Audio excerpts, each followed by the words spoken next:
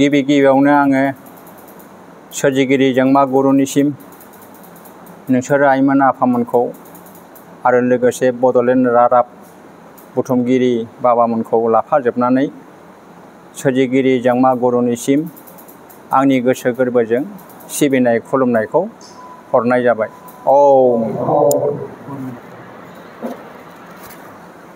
दिनैनि बे बड'लेण्ड रादाब लाथुमगिरि बाबामोननिसिम आङो थांनाय सेप्तेम्बर दाननि 22 अक्ट' 2025 मायथाइ BTCनि बिसायख'थि एबा इलेक्सन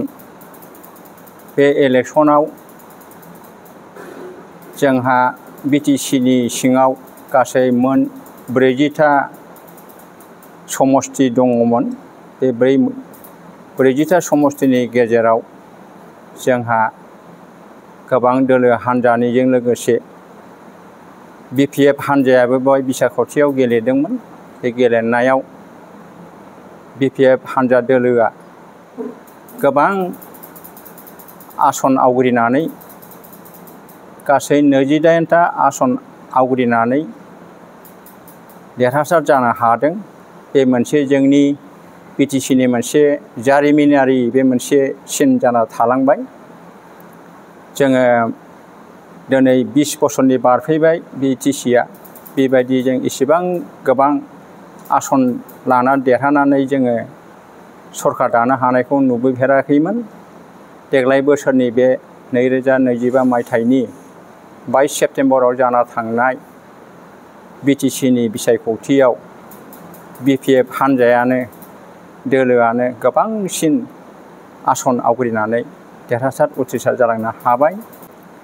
इयुन फैबाय थानाय सम बोथोरफ्राव गोदान सरकार दानानै बे BTCनि सिङाव थानाय 40था आसन बेखौ लाफाजोबनानै गासैबो BTCनि सिङाव थानाय जाथि जनगोष्ठी हारि माहारिफोरखौ लाफाजोबनानै जाहाथे भारत गभर्नमेन्टनिफ्राय सफैनाय थिखाना दोननाय रांखावरिफोरखौ लाबोनानै बा हरनानै लाबोनानै जाहाथे BTCनि जौगानाय हाबाफारियाव गोसो गोथारै बाहायनानै रायजो राजाफोरनि गांनाय उखैनायखौ सुफुंनो थाखाय नाजाथों। आरोबाव बिदिनो फैबाय थानाय बोथोरफ्राव बेबायदिनो मोजाङै मोजां मावफुंलांनो हायोब्ला हयथ' बे आफादा गोबाव दिन गोबाव सम आयु गोलावबो जालांनो हागोन। बे आफादनि बा पार्टिनि खामानि मावनायनि सायावसो सोनारो। गमामायैनो रायजो राजा आइ आफामोनहा बे गोदानै दाफुंजानाय सरकारा जुदि मोजाङै मोजां सामलायलाङोबा इयुन फैबाय थानाय बोथोरफ्रावबो हयथ' देरहासार जालांनो हागोन। बिदिनो बे रायजो खुंनो हानाय बेंनाय सासन गोहोखौबो मोनलांबाय थानो हागोन। बेवहाय सोरजिगिरि जोंमा गुरुनि खाथियाव आङो आर'ज गाबो। दा बाथ्राया जाहैबाय जोंहा बे BTCनि सिङाव अखल जों बर'फोरल' गैया। जोंहाबो नेपालि, बिहारि, बाङालि, असमिया, आदिबासि, सावथाल गुबुन गुबुन हारिनिबो सुबुं दङ। जोङो दिनै BTCआव गोबां आसन लानानै देरहानो हादों होननानै बै गुबुन गुबुन जोंनि बर'नि अनगायैबो थानाय हारि माहारिफोरनि सायाव जोङो मोजां नोजोर होआलासिनो गावनि फारसेथिंल' नोजोर होनानै खामानिखौ मावलाङोबा हयथ' बे आफादनि सायाव एसे फोथायनाया गोब्राब जाहैगोन। बेनिखायनो जोङो समान मेगनजों समान नोजोरजों बयखौबो समानै जोङो लांफानाया जोंनि बे गोदान सरकारनि बा गभर्नमेन्टनि बे खामानि। दिनै बे BPF दोलोआ सिगाङाव जेब्लानाखि BTCआ 2003 मायथाइयाव सुक्ति जादोंमोन बै समनिफ्रायनो जोंहा दानि देरहासार उथ्रिसार जानो हानाय चिफ बिबान मोनगोन जोंहा हाग्रामा महिलारि बाबायानो सिगाङावबो 17 बोसोरसिम बियो BTCखौ सामलायलांदोंमोन। दा नै 5 बोसोरनि उनाव बे आफाया फिन आरो बे गावनि आगोलनि आसनखौनो आवग्रिनो मोनफिनबावबाय। बियो BTCनि चिफ जोंहा दा बिबान मोनाखैबाबो चिफखौनो होनबाय आङो मोनखासिगोन दा 5 अक्ट'आवनो शपथ ग्रहण लालायो नामानो बेखौ जों मिथिनो मोनदों दा जाय हक बे आफाया चिफ बिबानखौ मोननानै जाहाथे गावनि बे दोलोफोरखौ हान्जाफोरखौ लानानै BTCनि जौगानाय हाबाफारिखौ रायजो राजा आइ आफामोननि मदद लानायजों लोगोसे मोजाङै मोजां मावफुंलांनो हाथों रायजो राजाफोरनि गांनाय उखैनायखौ थोजासे नङाब्लाबो एसेब्लाबो सुफुंलांनो हाथों लामा लांगोना दालां फुख्रि न' बां आबादारि बिथिं फालांगि बिथिं सोलोंथाइ बिथिं गासैबो बिथिङावनो नोजोर होनानै जाहाथे जोंनि बे BTCआव सौफैनाय भारत गभर्नमेन्टआ हरनाय रांखौ नंगुबै सैथो खामानियाव बाहायनानै जाहाथे सैथोनि फिथाइ थाहैनो हाथों आरो बे फिथाइखौ रायजो राजा आइ आफामोना मोनजानानै आलो गोजोनै जिउ खांनो हाथों